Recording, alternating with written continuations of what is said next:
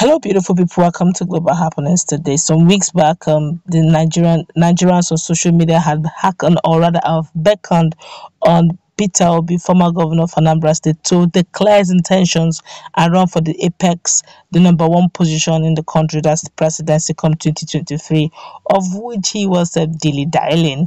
But as we speak, 7 days ultimatum have been issued against him, and the fact that there have been a crowdfunding opened for him ahead of his campaign peradventure, and I think it's about 10 billion naira to support him peradventure. He's having issues with or handicap in financially. Nigerians are willing to ensure that he does the needful, but as we speak right now, he's actually in a dilemma and he has been boxed at a corner after receiving a 7 days ultimatum. In a moment, we're going to find out exactly what he is up against and what Nigerians and apex groups are trying to do to him.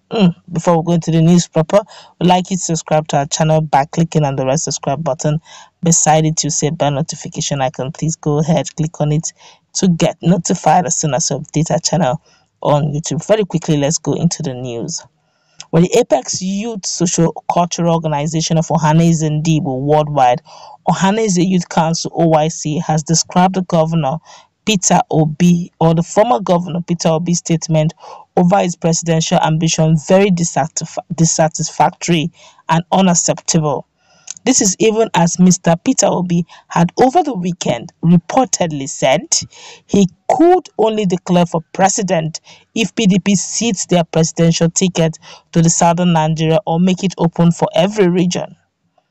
Describing Obi's words as utter disappointment to the new generation of Igbo extraction, OYC National President Comrade Igbo lamented that Mr. Peter Obi can't be engaging in hide and seek politics to ruin the future of new Igbo generation, while mediocres are perambulating and declaring interest to sink Nigeria. The more Iwayaka warned, speaking with newsmen as of yesterday, Tuesday, February 1, in Makurdi, Benue, reportedly after a special courtesy call to CP Lobe Inyaga, retired PSC PMI, the President General of MZOG UTIF and TIF Social Cultural Organization, who also endorsed Southeast presidential project, gave Mr. Peter Obi 7 days ultimatum to retract his statement and declare for president of Nigeria.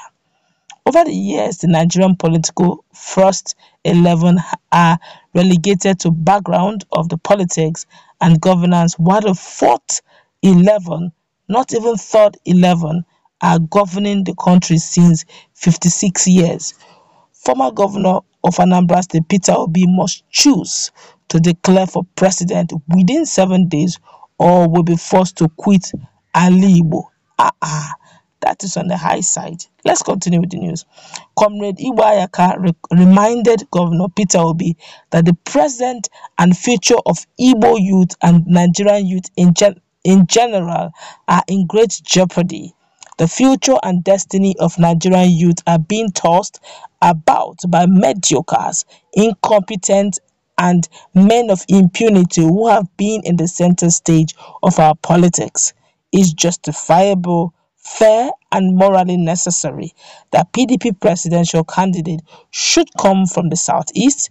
Therefore, Governor Peter Obi ought to make a bold step and work towards actualizing what rightfully belongs to the southeast. Continuing, he said, and I quote, "Southeast remains the most supportive zone of PDP since 1999 till date. Ndigbo have paid ultimate sacrifice to the PDP. Ndigbo was nicknamed 5% because of the overwhelming support we gave to Goodluck Jonathan and Atiku Abubakar in the year 2015 and 2019 respectively. OYC therefore maintained that Southeast would not accommodate either PDP officers or flags in the region should the party deny cede her presidential ticket to some other region. Meanwhile, it could be recalled that OYC had over time warned the party against the consequences of denying the region her ticket. We maintained in our earlier warning that if PDP denies Southeasterner her presidential ticket in 2023, none of the office or flag will stand in Igbo land. This is not a threat, but it's an act and a task Igbo youth must excruciatingly execute in order to keep Nigeria one. Former governor of Anambra State, Peter Obi, is pushing Igbo youth to uncontrollable provocations by his unguarded statement as he used the medium to advise Southeasterners to desist from accepting the ticket for vice president, stating emphatically that any Southeasterner that would take vice presidential slot of any political party is already a dead rat.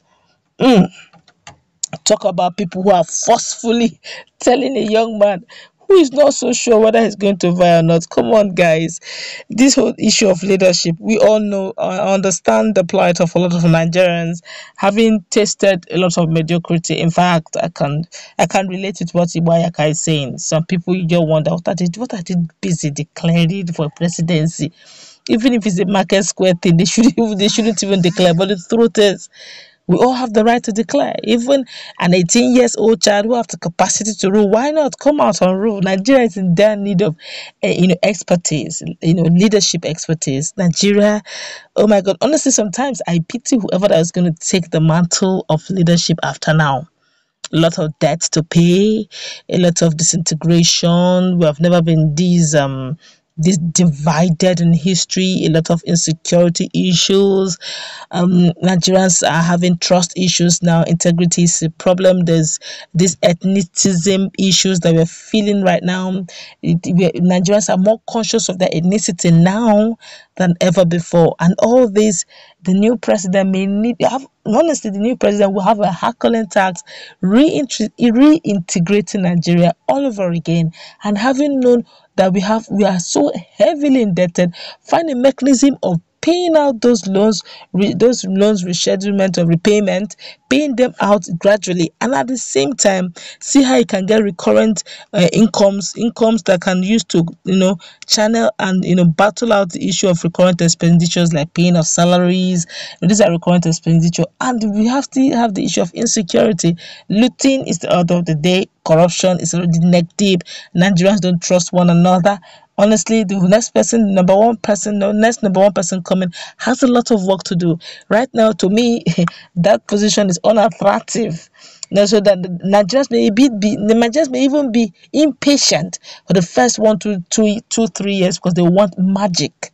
But we are so heavily indebted. So I can relate. Nigerians are looking for, he has spoken grammar, like some people will say, and we have seen antecedent of what he did in Anambra State. So Nigerians are looking for a miracle worker, quote unquote, someone who will, do his magic wand and change the story around. Well, we do not know what Peter Obi would do right now. 7 days have been given to him, ultimatum, and he has been asked not even to dream of going for the vice presidential slot, including any other Igbo man out there. Let's meet in the comment section, please, for your take.